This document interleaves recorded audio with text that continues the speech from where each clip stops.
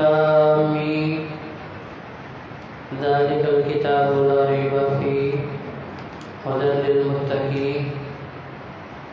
وقال النبي صلى الله عليه وآله وسلم خيركم من تعلم القرآن وعلمه أو كما قال. صدق الله العظيم وصدق نبيه الكريم ونحن على ذلك من الشاهدين والشاكرين والحمد لله رب العالمین. اللہ رب العزت کا جتنا بھی شکر ادا کرے وہ کم ہے کہ اللہ رب العزت نے ہمیں ایک مرتبہ دوبارہ اپنا رحمتوں بھرا برکتوں بھرا مہینہ رمضان المبارک عطا فرمایا. اور یہ بھی اللہ رب العزت کا فضل و کرم ہے کہ اللہ تبارک و تعالیٰ نے ہمیں یہ توفیق دی کہ جہاں ہم دن کا روزہ رکھ رہے تھے وہیں پہ ہم راتوں کو اس کے سامنے اس کی رضا کے لیے کھڑے ہوئے اور اللہ کے فضل و کرم سے اللہ کے پاک کلام قرآن مجید فرقان حمید کو سننے کا شرف حاصل ہوا. اور ہم مشکور ہیں تہہ دل سے پوری انتظامیہ کی جانب سے صلاۃ تراویح کے امام حافظ عبداللہ صاحب کے کہ جنہوں نے الحمدللہ بہت ہی خوبصورت انداز میں قرآن مجید ہمیں سنایا ہے. اللہ تبارک و تعالیٰ ان کے جان مال کے اندر برکت فرمائے. اللہ تعالیٰ ان کے علم و عمل کے اندر برکت فرمائے. یہ اسی طرح قرآن مجید فرقان حمید کی تلاوت کرتے رہیں اور لوگوں کے قلوب و اذہان کو منور کرتے رہیں. چند ایک گزارشات قرآن مجید کے حوالے سے. خالق کائنات ارشاد فرماتے ہیں کہ اگر اس پاک کلام کو ہم پہاڑوں کے اوپر نازل کرتے، پہاڑ ہم میں سے اکثر لوگوں نے دیکھے ہیں بڑے مضبوط ہوتے ہیں، اگر اسے توڑنے تراشنے کی ہم کوشش کریں تو بہت سی جانیں جا سکتی ہیں، پھر جا کے شاید وہ نتائج جو ہم حاصل کرنا چاہتے ہیں پھر بھی حاصل نہ ہوں.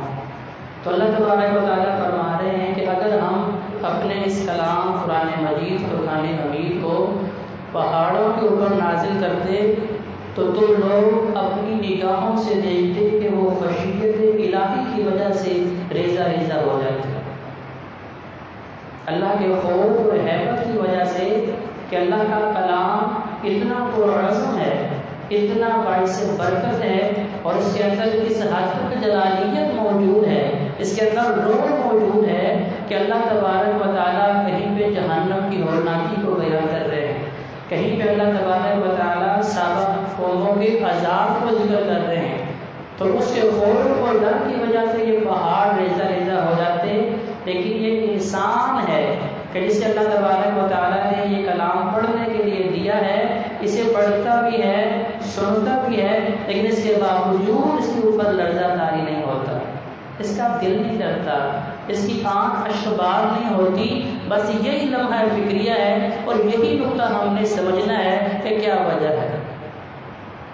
اس کی وجہ سب سے پہلی کہ اللہ تبارک و تعالیٰ نے جو قرآن مجید میں ارشاد فرمایا تھا الذین آمنوا، وہ لوگ جو ایمان لائے ہیں جنہیں ہم نے کتاب دی ہے یتلونہ حق تلاوتہ، یہ قرآن ان کی زندگیوں میں حقیقی انقلاب لے کے آتا ہے، حقیقی طور پہ ان کی زندگی کی کایا پلٹ دیتا ہے جو اس کی تلاوت کے حقوق ادا کرتے ہیں. اس کے حقوق کبھی ہم نے سوچا ہی نہیں. نبی کریم صلی اللہ علیہ وآلہ وسلم نے ہر چیز کا حق بتایا ہے، اس کے حقوق ظاہر کیے ہیں، بتائے ہیں، قوانین بتائے ہیں، لیکن ہم نے کبھی غور و فکر نہیں کیا کہ کیا قرآن پڑھنے کے بھی کچھ حقوق ہو سکتے ہیں. جی بالکل، ہر چیز کے حقوق ہیں اور اس کی ذمہ داریاں ہیں. پہلا حق کیا ہے کہ اس قرآن کے اوپر اس طرح ایمان لایا جائے جس طرح نبی کریم صلی اللہ علیہ وآلہ وسلم ایمان لائے اور صحابہ سے کہا کہ تم اس کے اوپر ایمان لاؤ. وہ کیسا ایمان تھا؟ حضرات سے ہوگا کہ 100% اس کی باتیں درست، کھری اور سچی ہیں. پہلا نقطہ. دوسرا، اس کے سارے قوانین وہ کیسا ایمان تھا؟ حضرات سے وہ کہا کہ 100% اس کی باتیں درست، کھری اور سچی ہیں، پہلا نقطہ۔ دوسرا، اس کے سارے فرامین میرے لیے ہیں۔ پہلا نقطہ تو ہم مانتے ہیں کہ قرآن واقعی سچی کتاب ہے، لاریب کتاب ہے، شک شبے سے پاک مبرہ کتاب ہے، لیکن اگلی چیز جو ہے شاید زبان سے مانتے ہوں اس کی ساری باتیں میرے لیے ہیں، لیکن عملی اعتبار سے ہم نہیں مانتے اس کی ساری باتیں میرے لیے ہیں۔ اس کے لیے ہم انتظار کر رہے ہیں کہ ریاست پاکستان میں اسلام کا نفاذ ہو، ڈنڈے کے زور پہ اس قرآن کو ہمارے اوپر نافذ کیا جائے، پھر جا کے ماننے کے کہ واقعی یہ قرآن میرے لیے تھا۔ صحابہ ایسے نہیں تھے، ایک مرتبہ نبی علیہ السلام کی زبان مبارک سے سن لیتے کہ اللہ نے اس چیز کو ناپسند کیا ہے۔ حرام کرنا تو بہت بڑی بات ہے، صرف اتنا بتانا کہ لا یحب اللہ، اللہ ایسے لوگوں سے محبت ہی نہیں کرتا۔ صحابہ نے ساری زندگی اس عمل کو ایسا چھوڑا جیسے وہ عمل ان کی زندگیوں میں تھا ہی نہیں۔ کہ پہلا حق ہے کہ قرآن مجید کے اوپر ہمارا ایسا ایمان ہو۔ دوسرا حق کیا ہے کہ اس کو اس طرح پڑھا جائے جس طرح نبی کریم صلی اللہ علیہ وآلہ وسلم نے پڑھا، اور نبی علیہ السلام نے صحابہ کو پڑھا کے بتایا، سکھایا۔ صحابہ کیسا قرآن پڑھتے تھے؟ بے شمار واقعات وقت کی نزاکت کے پیش نظر چھوٹی چھوٹی باتیں اشارتاً بتاؤں گا کہ صحابی رات کے وقت قیام اللیل میں کھڑے ہو کے تنہائی میں قرآن پڑھ رہے ہیں، آسمان سے فرشتے سننے کے لیے نیچے آتے ہیں، اور نبی علیہ السلام فرماتے ہیں کہ عزیر کاش اس کو کے اجالے سے قرآن کی تلاوت کرتا تو اللہ کے نورانی فرشتوں کو مدینے کے بچے بھی اپنی نگاہوں سے دیکھ لیتے، کیونکہ وہ قرآن کو دل سے پڑھتے تھے۔ جب قرآن پڑھتے تھے تو اس انداز سے پڑھتے تھے کہ نبی کریم صلی اللہ علیہ وآلہ وسلم نے سکھایا۔ کیسے صحابہ کہ اللہ تبارک و تعالیٰ آسمانوں سے نام لے کے کہتا ہے اے محبوب پیغمبر فلاں صحابی کو میرا سلام کہہ دیں اور آپ ان سے قرآن سنیں۔ کتنے بڑے اعزاز کی بات، کیونکہ قرآن انہوں نے نبی علیہ السلام سے سیکھا تو پڑھنے کا حق ادا کیا۔ صحابی کو بلایا گیا، کہا یا رسول اللہ نے میرا نام دیا ہے، یعنی جس کی نسبت قرآن سے جڑ جاتی ہے اللہ تبارک و تعالیٰ عرش معلیٰ پہ نام لے کے اس کے لیے سلام بھیج رہے ہیں۔ آج ہمارے لیے کوئی بڑا آدمی سلام بھیجے، پورے گاؤں میں نشر کرتے ہیں، اور دیکھا نا کہ میرے تعلقات کس حد تک ہیں، ہائی لیول تک میرے تعلقات ہیں۔ یہاں دیکھیں خالق کائنات سلام بھیج رہے ہیں نام لے کے، اور فرماتے ہیں اے محبوب پیغمبر آپ ان سے قرآن سنیں۔ صحابی کہتے ہیں یا رسول اللہ قرآن تو آپ پہ نازل ہوا، فرمایا آپ اتنا اچھا قرآن پڑھتے ہو کہ اللہ نے کہا ہے کہ میں آپ سے قرآن سنوں۔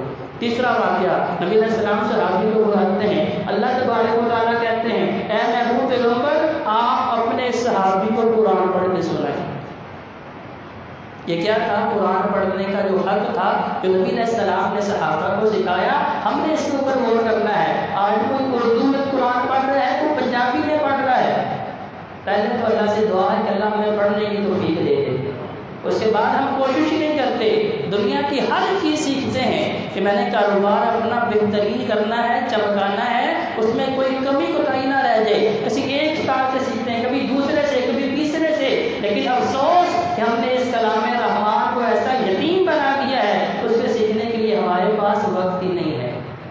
تیسرا حق کہ جب ہم نے پڑھنے کا حق ادا کر دیا تو پھر ہم نے اسے سمجھنا بھی ہے۔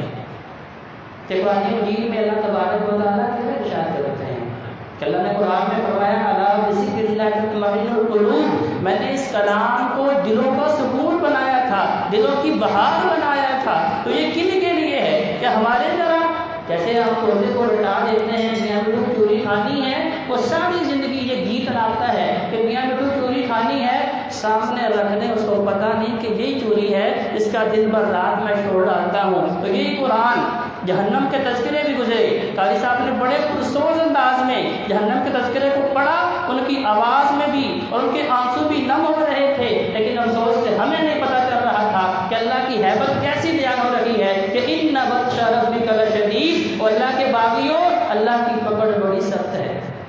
نبی کریم صلی اللہ علیہ وآلہ وسلم کا معمول کیا تھا کہ جب بھی کوئی رحمت کی آیت گزرتی آقا آگے نہیں گزرتے تھے، اللہ کے حضور دعا کرتے اللہم اجعلنا منہم، اللہ یہ نیک لوگوں